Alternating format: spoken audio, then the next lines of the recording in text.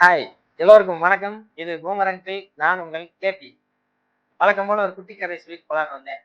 என்னன்னா, ஒரு மேடை பேச்சாளர் ஒரு மேடையில பேசுறதுக்காக அந்த காலத்துல அப்படியே காட்டு வழியா நடந்து போயிட்டு இருக்காரு. போற வழியில ஒரு புலிகிட்ட மாட்டிக்கிறாரு. ஒரு புலி இவரை வழிமறிக்குது. அந்த புலிகிட்ட இருந்து தப்பிக்கிறதுக்காக இவர் என்ன பண்றாரு, அந்த புலிகிட்ட ஒரு டீல் பேசுறாரு.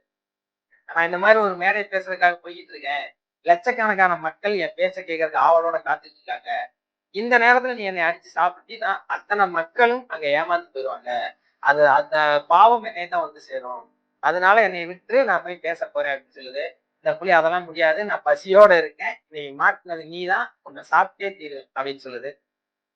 சரின்னு சொல்லிட்டு இவர் யோசிக்கிறாரு. அடுத்து என்ன பண்ணலாம் அப்படின்ட்டு இன்னொரு டீல் பேசுறாரு. சரி, நான் உனக்கே இரையாயிரும். ஆனா நீங்க வெயிட் பண்ணு. நான் அங்க போய் அந்த மக்கள்கிட்ட பேசிட்டு திரும்பி வந்து நான் உனக்கே இரையாயிடுறேன் அப்படின்றாரு. உடனே அந்த புலி, நீ சொல்றதெல்லாம் நம்புறதுக்கு நான் என்ன மனுஷ பையன் நினைச்சா புலிடா அப்படின்றது. சரிடா அப்படின்ட்டு மறுபடியும் என்ன பண்றதுன்னு தெரியல, யோசிக்கிறாரு. சரி, ஃபைனலா ஒரு டீல் சொல்றாரு. சரி, நீ என்னை சாப்பிட்டுரு, இஷ்டப்படி நீ என்னை சாப்பிட்டுக்கோ. ஆனா நான் கஷ்டப்பட்டு ப்ரிப்பேர் பண்ணிட்டு மக்களுக்கு போதிக்கலாம்னு வந்துட்டேன். ஆனா அந்த வாய்ப்பு எனக்கு கிடைக்கல. இப்படியே நான் இறந்து போயிட்டேன்னா என் ஆத்மா சாந்தி அடையாது. நான் யார்கிட்டயாவது இந்த கருத்துக்களை தெரிவிச்சுட்டு தான் சாகணும்னு நினைக்கிறேன். சோ அந்த ஸ்பீச்சை நான் உன்கிட்டயே கொடுத்துட்றேன். நீயே என் பேச்சை கேட்டு அதுக்கப்புறம் நீ சாப்பிடு அப்படின்னு சொல்றாரு. போய் கொஞ்சம் யோசிக்குது. சரி, இது ஒண்ணும் பெரிய அவ்வளவு பெரிய டிஃபிகல்ட்டான டாஸ்க் இல்லை அப்படின்ட்டு ஓகே பேசுங்க அப்படிங்குது. இவர் பேச ஆரம்பிக்கிறாரு. பேசுறாரு அடிச்சு புளியறாரு. இவர் பேச பேச கேட்க கேட்க புலி கடைசியா மயக்கமே வந்துடுது. அந்த புலி மயங்கிடுது. புலி மயங்கினோடனே இவர் பாக்குறாரு, அப்பாடா மறுபடியும் பேசி கீசி புலி எழுப்பி விட போறா, ஓடிடுவான் அப்படின்னு தெரிஞ்சு ஓடுறாப்புல பறக்குறாப்புல. எஸ்கேப் ஆகி ஓடிடுறாரு.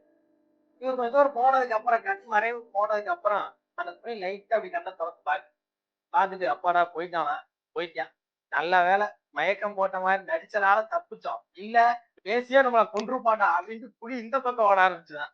தெரிஞ்சு பறந்து எஸ்கேப் ஆயிருக்காப்புல அந்த பையன் பாவம். சோ கதை முடிஞ்சுச்சு. அதை என்ன எங்ககிட்ட சொல்றேன் அதானே. வழக்கம் போலதான் நம்ம சந்திக்கிற மக்கள் நிறைய பேர் நம்ம கிட்ட இதே மாதிரி பேசியே நம்மளை சாவடிப்பாங்க.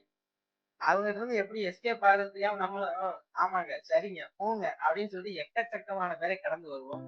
நம்ம செய்ய வேண்டியது ஒரே விஷயம் தான், நாம் பேசும்போது மத்தவங்க கவனிக்கிறாங்களா அப்படின்னு சொல்லி பார்த்துட்டு அப்புறமா பேசணும். அவங்கள பேஸ் ரீட் பண்ணிட்டு பேசுங்க.